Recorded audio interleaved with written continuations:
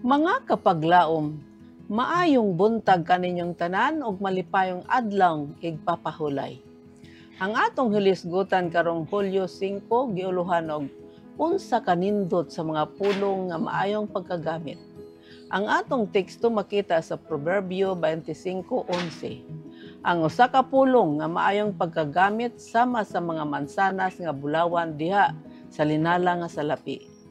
Kapaglaom, si Kristo sa dihang anaa sa usa ka pagsaulog mao'y nagadumala sa pagkukabildo ug naghatag sa daghang bililhon nga mga pagtulunan. Kadtong anaa didto naminaw kaniya tungod kay iyang giayo ang ilang mga masakiton, gihumpay ang ilang pagkaguol o gikugos ang ilang mga kabataan diha sa iyang mga bukton. Ang mga publikano ug mga makasala nagpaduol kaniya ug sa dihang siya musulti ang ilang pagtagad na hipunting diha kaniya. Gitudluan ni Kristo ang iyang mga tinun-an kung unsaon sa paggawi kung sila makig-uban sa mga ubang mga tao. Iya sila nga gitudluan kalabot sa mga katungdanan o mga balaod sa tinuod nga katalingbanon nga mga panagtapok. Dili na sila magkinahanglan kung unsa ang isulti. Ang iyang mga pagkaukabildo sa diyang anaas usa ka pagsaulog lahi gikan niadtong napaminawan kaniadto. Ang matag pulong nga iyang gisulti usa ka alimyon sa kinabuhi ngadto sa kinabuhi. Siya mosulti uban sa pagkaklaro ug pagkayano. Ang iyang mga pulong daw sama sa mga mansanas nga bulawan diha sa linala nga salapi.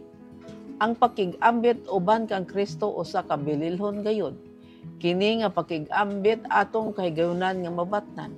Sa dihang ang unang mga tinun-an nakadungog sa mga pulong ni Kristo, ilang gibati ang ilang pagkinahanglan kaniya. Ilang gipangita, ilang nakaplagan, ilang gisunod siya. Sila nakig-uban kaniya sulod sa puloy-anan, diha sa kananan, sulod sa lawak, didto sa kaumahan. Sila nagkauban kaniya ingon nga mga estudyante uban sa usa ka magtutudlo. Sa matag adlaw, nagadawat gikan sa iyang mga ngabil sa mga pagtulunan sa balaan niya kamatuoran. Sila nagatan-aw kaniya ingon nga mga sulugoon ngadto sa ilang mga agalon. Sila nagsilbi kaniya nga malipayon ug madasigon. Kapag laom, adunay dako nga kamahinungdanon diha sa atong mga pakiguban.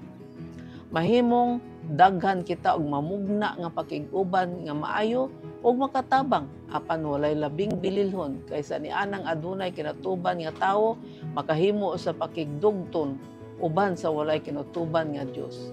Sa dihang maiusa sa ingon, ang mga pulong ni Kristo nagauban kanato. Ang resulta maong usa ka kasing-kasing nga naputli, usa ka mainampingon nga kinabuhi, ug usa ka hingpit nga kinaiya. Apan pinaagi lamang sa pag-ila ug sa pagpakig-uban ni Kristo nga kita nahimong sama kaniya. Ang sumbanan nga hingpit. Magampo kita. Dios ug mahigugmaon namo nga man sa langit. Tabangi kami nga sama kang Kristo. Among gamiton ang ug maayong among mapulong aron daghan nga makadungog sa kanamo mapanalanginan ug himayaon ka pinaagi sa mga among mga ngabil. Hinaot panghatagan mo kami kaalam pagi sa imong Espiritu Santo nga mapsay ang among igasulti alang sa among mga isigatawo ug nga mahimo kang dayigon nila sa ngalan ni Hesus. Amen.